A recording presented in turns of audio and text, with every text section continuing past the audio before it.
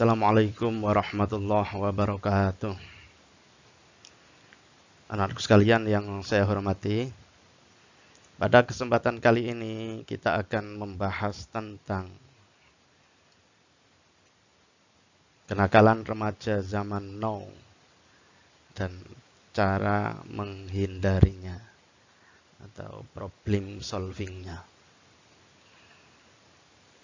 Tujuan materi kita kali ini adalah agar siswa-siswi dapat memiliki pengetahuan, mengetahui bentuk atau jenis-jenis kenakalan remaja, dampaknya terhadap pribadi dan lingkungan, serta berusaha untuk menghindarinya. Ya, sudah mengerti ya bentuknya, dampaknya, dan bagaimana cara menghindarinya. Anak sekalian yang saya hormati, sebelum kita membahas tentang berbagai macam kenakalan remaja dan seterusnya, ada baiknya kita ketahui dulu siapa itu remaja. Anak sekalian, remaja itu adalah suatu fase perkembangan yang dialami seseorang ketika memasuki usia antara 12 sampai 22 tahun. Ini ada usia mulai SMP, itu sudah masuk usia remaja sampai ya, lulus SMA dan awal-awal mahasiswa. Ya, Mr. Mujiono dalam tesisnya ya, bahwa beliau membagi remaja menjadi tiga rentang. Yang pertama remaja awal, yaitu usia antara 12 sampai 15 tahun. Ada remaja madya 15 sampai 18 tahun.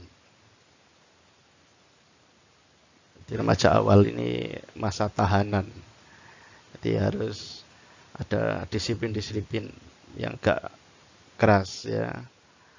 Ada punishment, ada hukuman dan seterusnya diterapkan.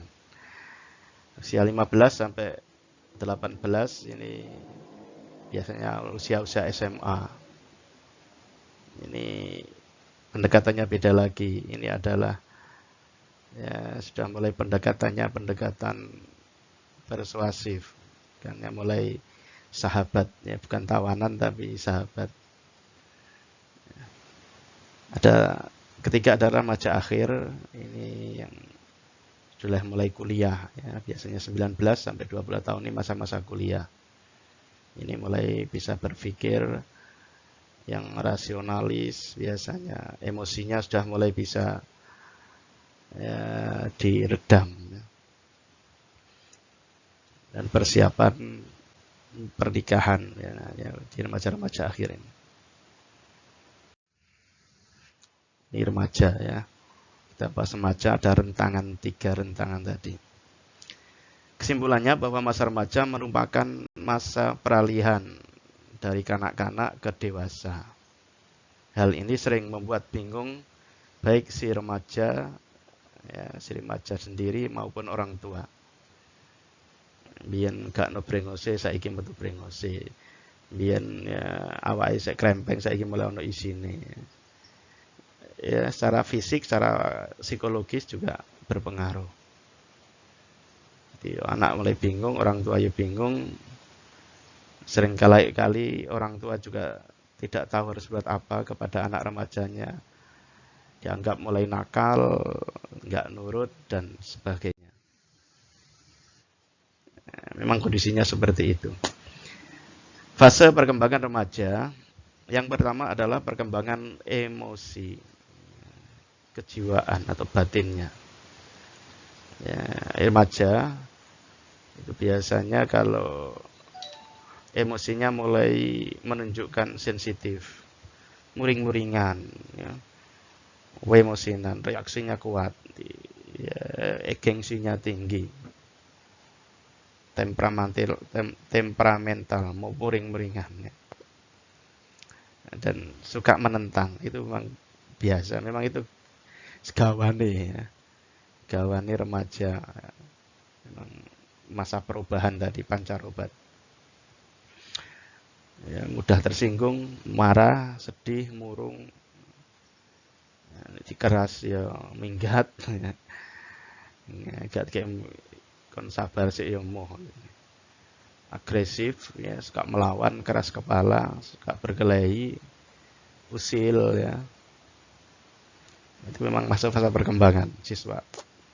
Lari dari kenyataan, ya, regresif, ya. Suka ngelamun, ya. Berandai-andai seandainya, ya. Pendiam, kadang itu pendiam, ya. Dan senang berubah-ubah, ya. Senang menyendiri. Ini biasanya nih pikirannya bingung, nih imannya gak kuat, ya, konsumsi obat, minum minuman keras dan obat-obat terlarang yang, ya, yang berbahaya, ya. Sampai minum minuman keras, obat terlarang ini baik. Fase perkembangan remaja selanjutnya adalah perkembangan moral, akhlak, ya. Mulai berperilaku tidak hanya mengejar kepuasan fisik, tapi juga mulai meningkat pada tatanan psikologis, kepuasan diri. Yang penting puas. Ya. Perkembangan sosial, ini hubungan dengan masyarakat, remaja telah mengalami perkembangan kemampuan untuk memahami orang lain, social cognition, dan persahabatan. Biasanya mulai bentuk geng, ya, kelompok-kelompok sosialita, dan seterusnya. Kelompok-kelompok, ya, punya kelompok tersendiri lah. Selanjutnya perkembangan kepribadian. Remaja dan permasalahannya, beberapa permasalahan yang sering timbul pada remaja. Yang pertama adalah kecanggungan dalam pergaulan dan kekakuan dalam gerakan. Ya, jadi biasanya karena masih bingung, canggung, ya, belum berani yakin. Jadi nggonang, wetingnya nggonang ini, ya. Masih punya ketakutan. Ketidakstabilan emosi, tadi yang saya sebutkan di depan, suka muring-muringan dan seterusnya, sensitif, ya. Singgung saidik, mabuk-mabuk, ya, diurui, angel tuturane. Adanya perasaan kosong akibat perombakan pandangan dan petunjuk hidup. Jadi kalau, ya, orang tua tidak mendukung, tidak bisa mendampingi, ini akan tidak bisa mengerti. Orang muring tok wong tuane bocah ya tambah nemen pisan, nentang pisan. Pandangan kosong. Akan cari apa itu? Pelampiasan yang lain. Nah, ini juga berbahaya. Adanya sikap menentang pada orang tua. Perentangan dalam dirinya sering menjadi pangkal penyebab perentangan-perentangan dengan orang tua. Kongkonane wangel, tuturane wangel, biasanya seperti itu, ya. Itu memang reaksi dari psikologisnya, ya. Berapa permasalahan lagi tentang remaja adalah kegelisahan karena banyak hal yang diinginkan, karepe akeh, ya, tapi bondone cupret. Ya, ati karep, bondo cupret. Kepingin ngene, kepingin ini, duwe gak ono. Nah, ini kalau nggak bisa menahan diri, ya, bisa macam-macam, ya, bisa melakukan, ya, hal-hal yang dilarang, ya, oleh agama maupun oleh negara. Karepe wakeh, ya, karepe akeh tapi gak duwe duwe, ya. Gak ati karep bondo nih cupret. Ya, ini juga jadi penyebab permasalahan remaja. Ya. Senang bereksperimen, senang mencoba-coba, ya. Jadi coba apik ya gak apa-apa, ya. Jadi senang bereksplorasi, ya. Menjelajah, mempunyai banyak fantasi, khayalan dan bualan, pewinter kon seandainya begitu, ya.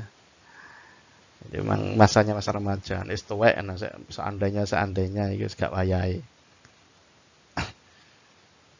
Kecenderungan membentuk kelompok. Jadi biasanya suka berkelompok ya, yang seide dengannya, bentuk-bentuk geng dan seterusnya ya. Hanya ada anak pang, ada anak macam-macam ya. Karena mereka yang tidak terurusi akhirnya mencari pelampiasan bentuk kelompok sendiri. Kecenderungan ya kegiatan kelompok, seneng ya kumpul-kumpul dan kegiatan kelompok kepada dengan teman-temannya.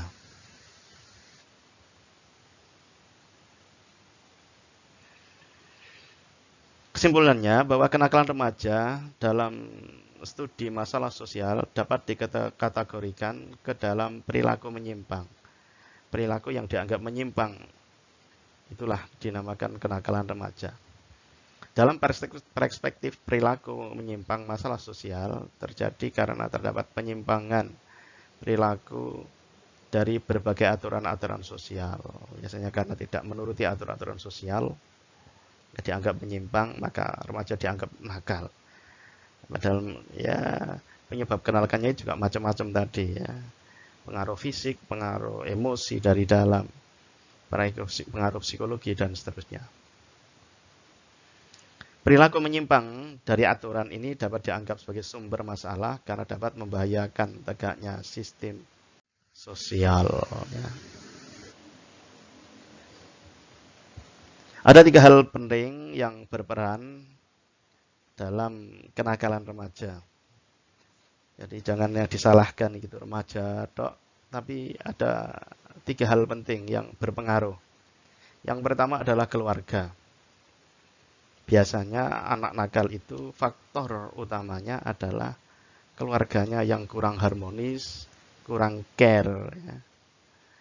Kalau keluarganya care, harmonis, insya Allah ya, anak remaja itu masih bisa dikendalikan. Anak-anak yang sukar dikendalikan, yang nakal itu biasanya adalah unsur utamanya adalah pengaruh karena keluarganya sendiri juga tidak harmonis. Jadi kalau keluarganya tidak harmonis, itu kemungkinan anak itu, jadi anak remaja yang nakal itu sangat tinggi sekali. Yang kedua adalah pengaruh pergaulan. Ya, temannya, gara-gara temannya, lingkungannya, ya, ini juga sangat mempengaruhi.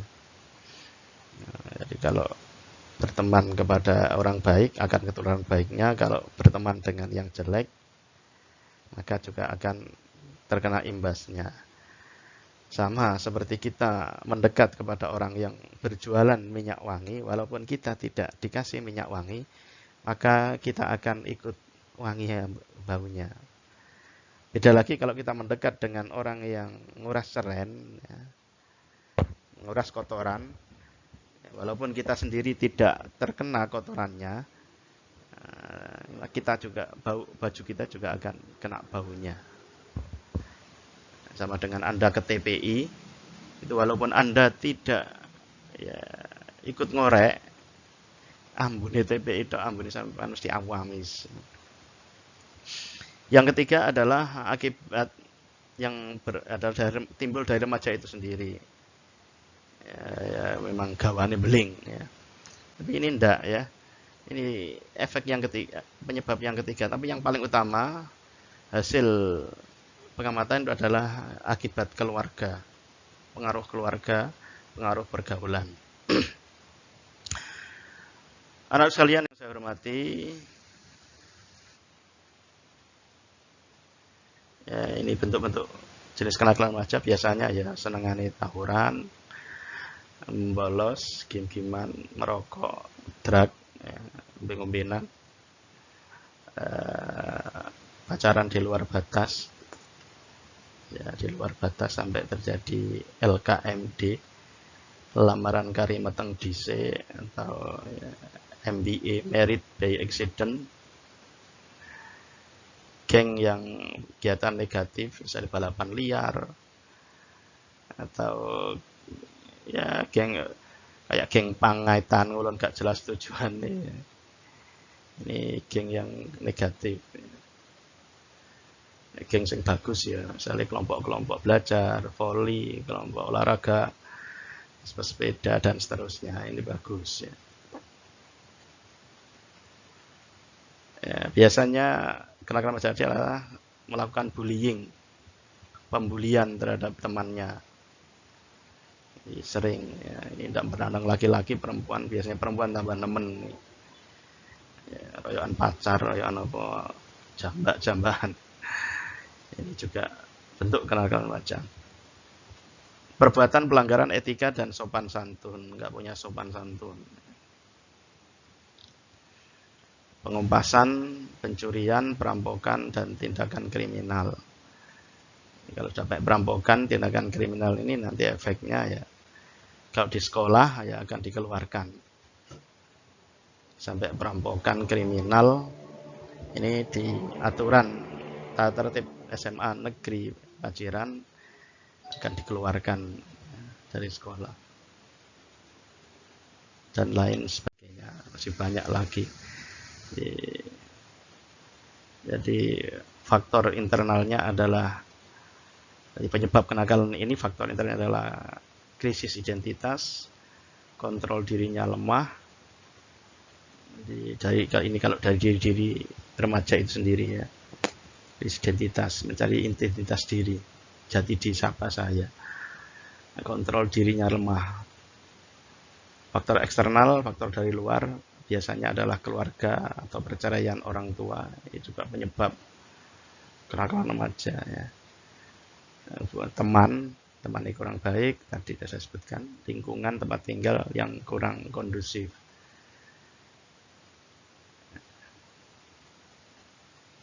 Atau karena faktor ekonomi ya, maksa seorang untuk melakukan perbuatan-perbuatan yang jelek.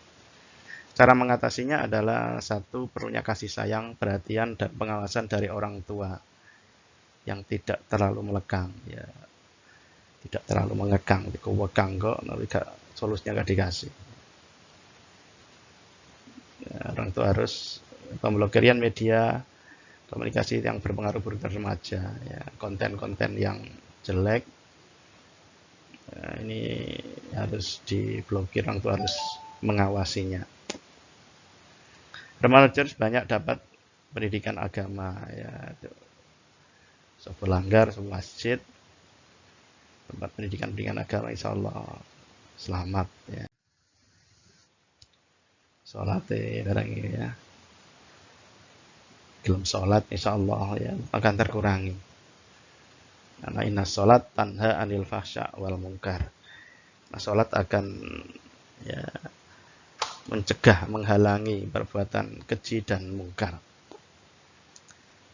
Cara mengatasi kenakalan remaja lagi adalah kemauan orang tua untuk membatasi anaknya keluar rumah dengan membenahi kondisi keluarga. Jadi keluarganya sendiri diharmoniskan. Keluarga ini patuh ya, biar anak gak minggat ya. Ini pelampiasan yang lain. Orang tua harus berperan aktif untuk menciptakan kondisi yang harmonis di rumah tangganya. Untuk remaja sendiri harus pandai memilih teman ya. Ingkana syarron fajannib sur'atan. Kalau jelek jauhilah segera. Jadi fa ingkana da sarrin fajannib sur'atan. Kalau teman itu jelek segera jauhi. Ingkana da khairin faqarin hu yaktati. Kalau temannya itu baik, maka ya temanilah karena dia akan menunjukkanmu. Akibat yang ditimbulkan oleh kenakalan remaja bisa berakibat bagi dirinya sendiri, bisa ya mungkin kalau perempuan, kalau pacaran terlalu ya hamil ya, sendiri-sendiri ya, rugi sendiri, keluarga yoisen ya. Juga bagi keluarga dan masyarakat dan lingkungan. Nek ono bocah beling, bocah nakal, iku sing rugi ora kok bocah dhewe tok, keluargane ya melu isin ya. Masyarakatnya ya melu isin. bocah nakal iku di keluarganya ya isin, masyarakat ya melok isin. Oleh karena itu, mari kita menjadi remaja-remaja yang baik, remaja-remaja yang menjadi ya calon-calon pemimpin bangsa ini menjadi lebih baik.